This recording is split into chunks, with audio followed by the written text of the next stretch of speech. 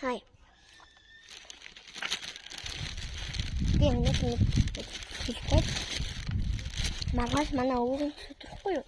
Тэгээд өнөөдөр би дэлгүүр дээр очиж нэг сурчлага шиг хийчээд хоёр дахь өдөр нь би бүжигэндээ юм. Тийм учраас би хоёр дахь өдрөө маргааш нэг өдөр бүжиглэсэн гэж бодож байна.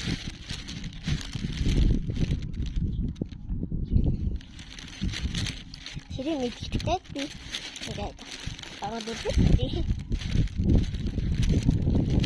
Танд энэ сүг аваад үзээрэй. Амар гоё юм байна.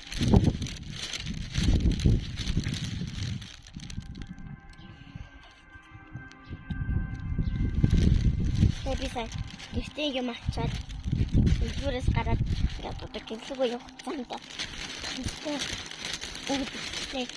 Тэгээд ороод ирсэн байгаа шүү.